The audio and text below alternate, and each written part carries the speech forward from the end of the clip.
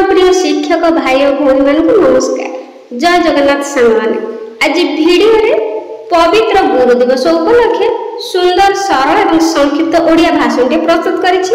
तेबे आसंतु वीडियो को आरंभ करनेबा। सम्माननीय सभापति महोदय तथा मोर सहकर्मी शिक्षक भाई और भौणी माने एवं सम्मुखरे बसिथिबा मोर स्नेहर छात्र छात्री माने आज पवित्र गुरु दिवस उपलक्षे समस्त को अनेक अनेक शुभेच्छा जनाई मोर वक्तव्य आरंभ करुछि। पिला माने तुमे माने जानिछ आज हेउछि आम समस्त एक अनन्य मुहूर्त जहा पई आमे दीर्घ दिन धरि प्रतीक्षा रे रुहंती ए देशर कोटि कोटि छात्र छात्री। आज हेउछि आम देशर प्रथम उपराष्ट्रपति तथा द्वितीय राष्ट्रपति डॉक्टर सर्वपल्ली राधाकृष्णन को पुण्य जन्मतिथि जे कि देशर सर्वांगीन विकास रे शिक्षक मानक भूमिका को मर्मे मर्मे उपलब्धि कराइथिले। शिक्षा बिना मनुष्यर व्यक्तित्वर विकास कदापि संभव नुहे एवं से एक शिक्षित और सुस्थ समाजर गठन रे शिक्षक मानक गुरु दायित्व रहिछि एहा सर्वदा स्वीकार्य अटे।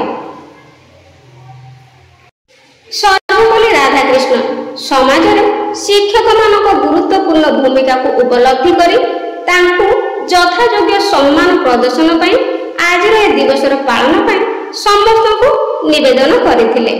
फलस्वरूप तांको अनुरोध को रक्षा करी तांको जन्म दिवस को गुरु दिवस रूपे पालन करागला। जदि सेप्टेम्बर मास 5 तारिख को गुरु दिवस रूपे पालन करुछे किंतु गुरु पूजा आम भारत भूमि रे नुआ नुहे क्यों अनंत काल गुरु पूजा करिवार परंपरा रहिछि। पिला माने आमे जानिबा प्रकृत रे जने व्यक्तिर गुरु किए कहा को आमे जीवन रो गुरु बोली मानिबा। गुरु शब्दर अर्थ होला गु अंधकार और रु आलोक अर्थात जे आम जीवन रे अज्ञान रूपक अंधकार को दूर करी ज्ञान रूपी आलोक प्रदान करिथांती से ही आम गुरु अटंती। पिला तुमे माने मन रख शिक्षा ग्रहण करिबा कोनोसी बयसर सीमा नाही। जीवनर प्रत्येक मुहूर्त रे आमको किछि ना किछि शिखिबार अछि।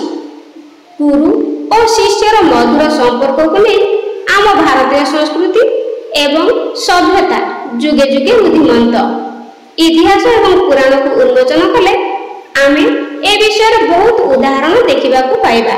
द्वापर युग रे श्री कृष्ण को गुरु थिले सांदीपनी जहाँ सानिध्य लाभ करी श्री कृष्ण महाभारतर कर्णधार होई पारिथिले एवं त्रेतया रे श्री रामचंद्र को गुरु थिले महर्षि विश्वामित्र जहाँ प्रेरणा रे श्री रामचंद्र राम राज्य प्रतिष्ठा करि पारिथिले।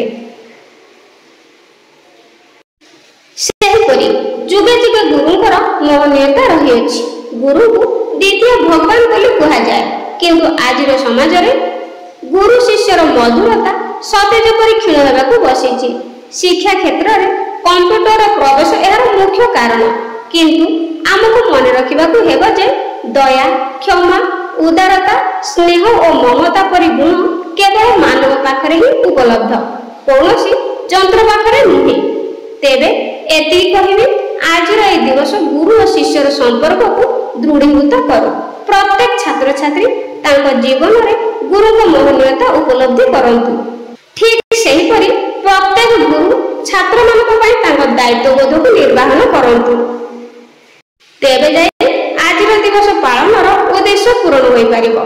मु ईश्वर को निकट रे प्रार्थना करूछि कि मोर प्रिय छात्र छात्री मानकर सब लक्ष्य को पूर्ण करंतु।